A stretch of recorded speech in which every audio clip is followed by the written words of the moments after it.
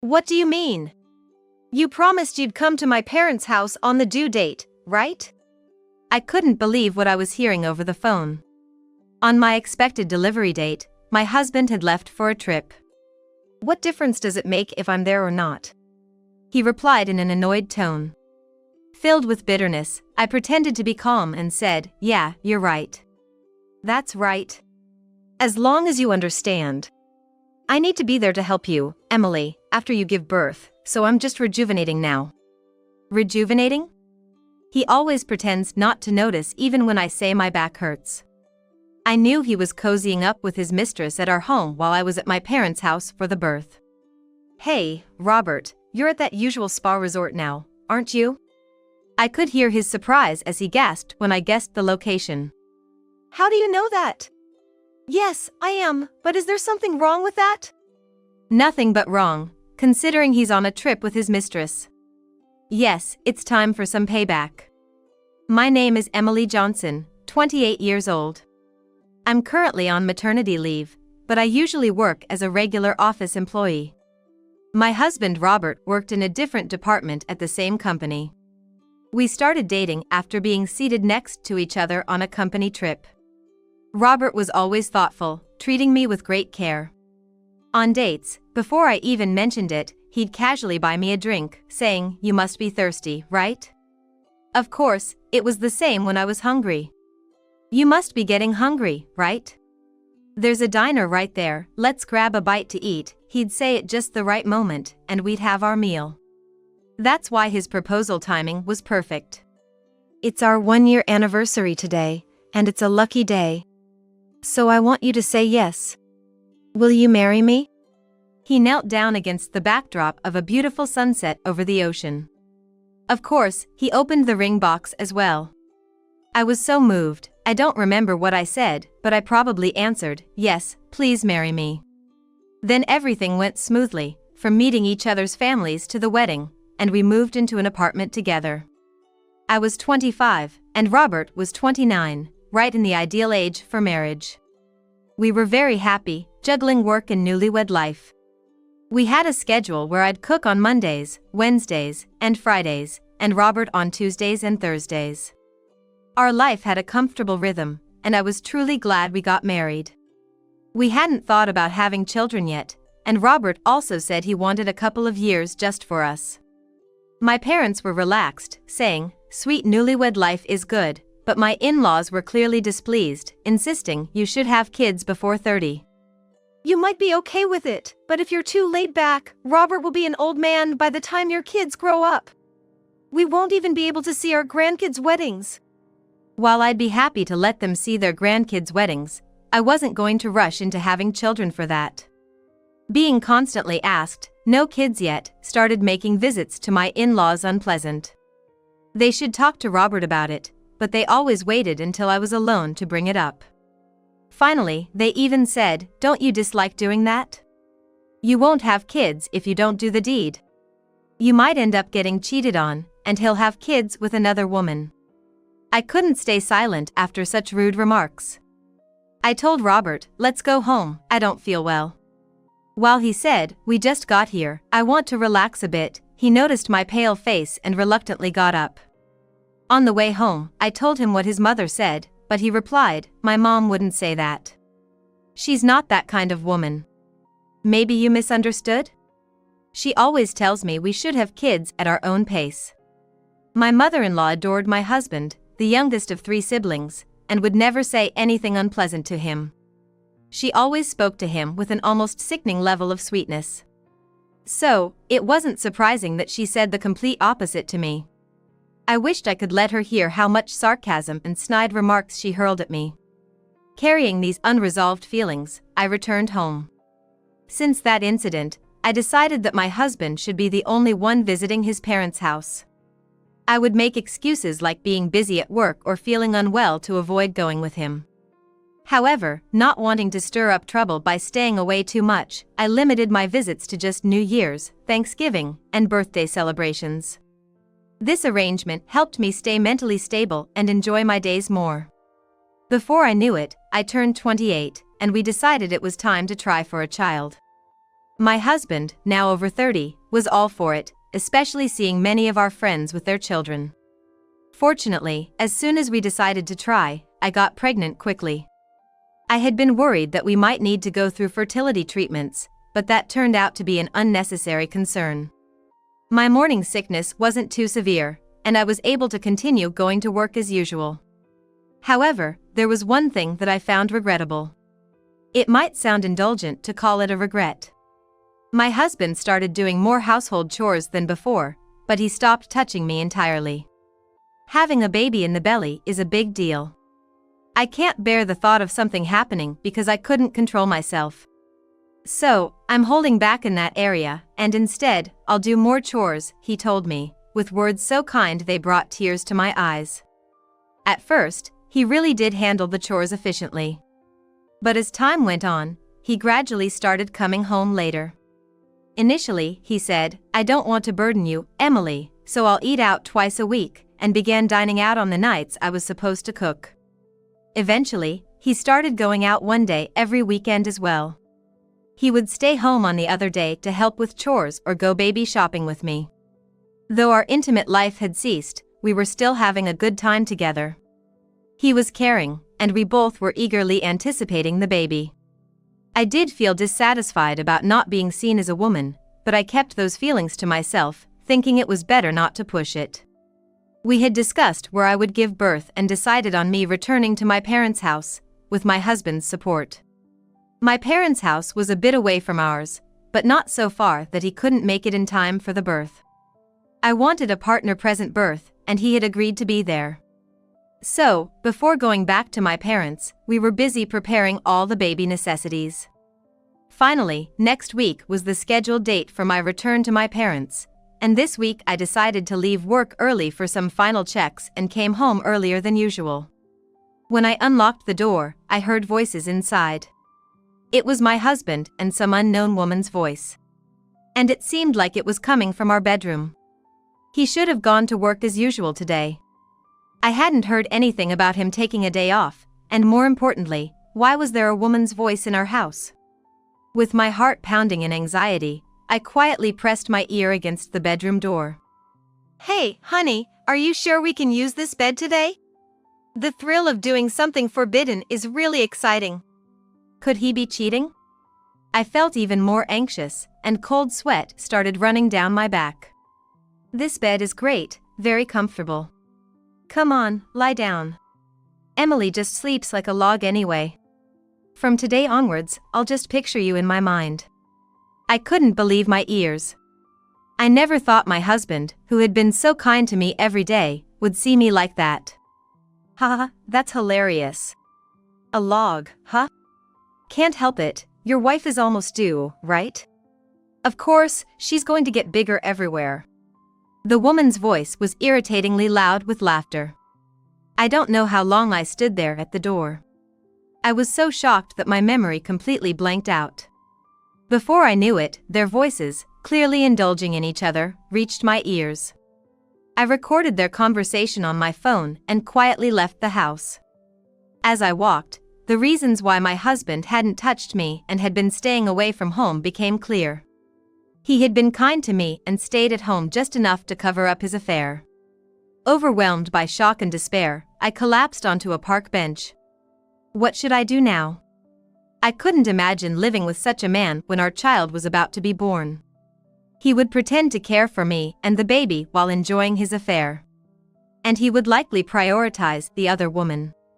Even as I tried to think about what to do next, my mind was empty, unable to come up with anything. I couldn't muster any strength and sat there for hours, unable to think clearly. Then, the baby inside me kicked my stomach hard. As I winced in pain, I realized that I couldn't afford to wallow in self-pity. I had this child to protect. Although I detested the idea of returning to a house that my husband and his mistress had used, I had no other choice. I decided to sleep on the couch today and arranged to go back to my parents' house earlier than planned. When I got home, my husband acted as usual, as if nothing had happened.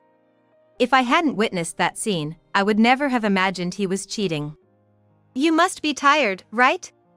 You've gotten so big, it could be any day now." You're really precious to me. If you haven't eaten yet, you should eat quickly and get some rest. Could this really be the same man who called me a log? I was terrified of my husband, who lied as easily as breathing. I wanted to get away from him as soon as possible. Thank you, Robert. You're always so kind. I've been getting a lot of Braxton Hicks contractions, so I was thinking of going back to my parents' house as soon as possible. I was planning on this weekend, but if I can arrange it, I might leave tomorrow. For a moment, I thought I saw a flash of happiness on his face. He quickly returned to his usual smile, but he couldn't hide that brief change in expression. Are you sure? That's worrying. I'll miss you, but I'll take good care of the house so it's not a mess when you and the baby come back. Go with peace of mind.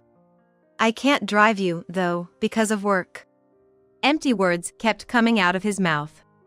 He was probably planning to bring his mistress over for a semi-cohabitation. I was careful not to show my disgust as I replied, I have some preparations to make, so you go to bed first. I'll sleep after I'm done with everything. This gave me an excuse to sleep on the couch. I waited until my husband went to the bedroom, then I packed all my important belongings into bags and boxes. I wanted to ensure that even if I couldn't come back for my things, I wouldn't be inconvenienced. Of course, I packed the baby clothes and other things I had intended to leave at home. After confirming that my husband was sound asleep, I called my parents. It's been a month since I returned to my parents' house. Tomorrow is my due date. Robert had been calling me every 2 or 3 days to check on me. To an outsider, he would seem like the perfect husband. My mother kept asking, is Robert really having an affair? I had all the evidence and was close to filing for divorce. Today, she asked, isn't Robert coming tomorrow, since it's your due date? I wonder, I answered nonchalantly, just as my phone rang. Hey, Emily. Actually, I'm at a spa resort today. I thought I should relax before the baby comes, and things get busy. So he had gone on a trip. I had thought that if he had cancelled the trip, I might reconsider the divorce. What do you mean?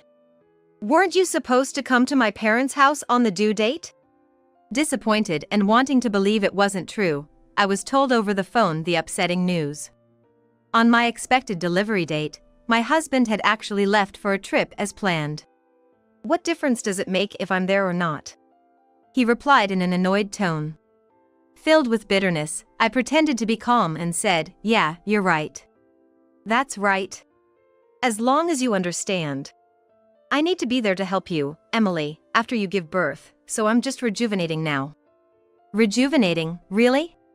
He always pretends not to notice even when I say my back hurts. He took advantage of the fact that I was at my parents' house for the birth to cozy up with his mistress. Hey, Robert. You're at that usual spa resort now, aren't you? I could hear his surprise as he gasped when I guessed the location. How do you know that? Yes, I am, but is there something wrong with that? Nothing but wrong, considering he's on a trip with his mistress. Yes, it's time for some payback. Just wait there. I invited Robert's relatives to the spa as they also wanted to go. I borrowed my mother's phone and contacted Robert's parents and all his relatives. You see, I knew about this trip a few days ago. Actually, this spa is a wonderful inn managed by my uncle.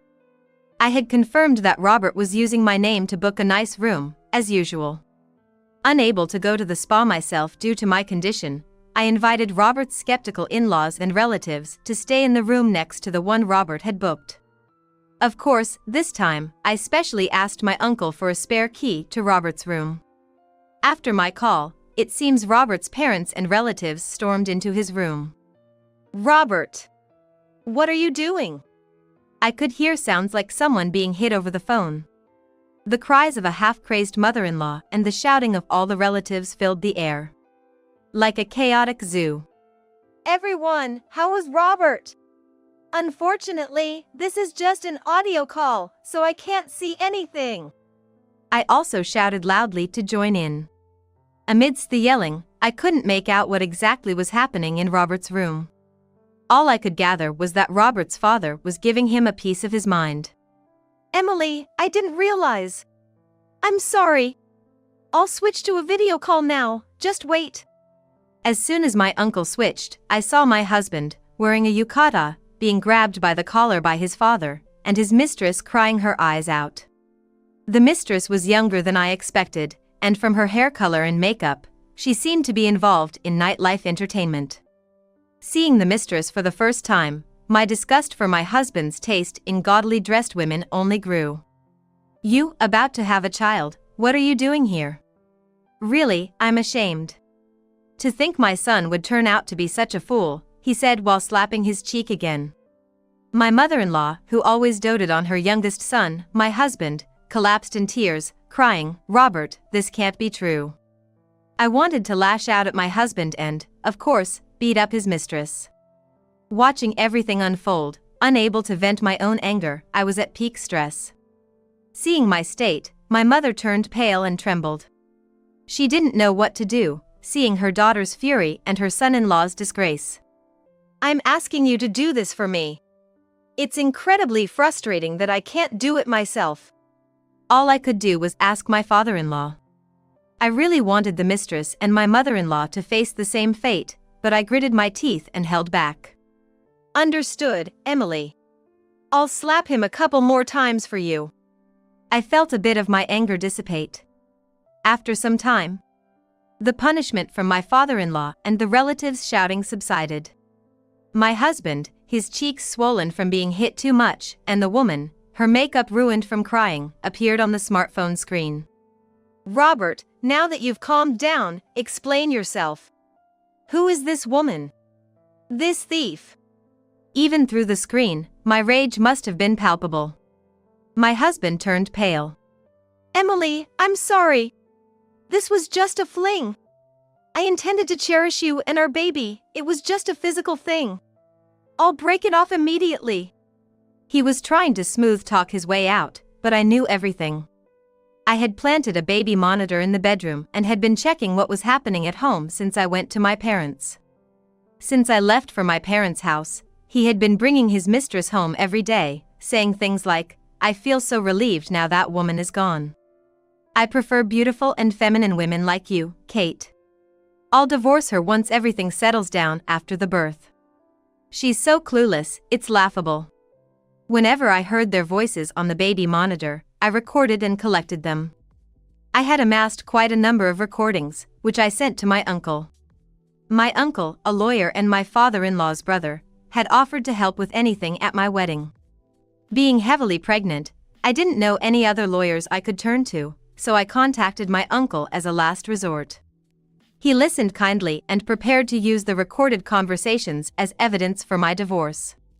In their pillow talk, my husband had bragged, "I know a wonderful inn. That log will probably be giving birth around her due date, so let's have fun there." He invited his mistress to the inn managed by my uncle, booking under my name. My uncle found it strange that I would book a stay so close to my due date and contacted me. I explained everything to my uncle, who then informed my in-laws. However, they refused to believe it, insisting our son wouldn't do such a thing, and needed to see it with their own eyes. Thus, I invited all the relatives as witnesses to the inn. So, with all these witnesses here, it's confirmed that Robert has been unfaithful. Therefore, we are proceeding with the divorce. Emily consulted me privately, and I investigated discreetly. To ensure there's no room for him to claim it wasn't a serious affair, please listen to this. Uncle said this and played a few seconds of the recording of Robert and Kate, which was enough to identify their voices during an intimate act. Robert's face lost all color.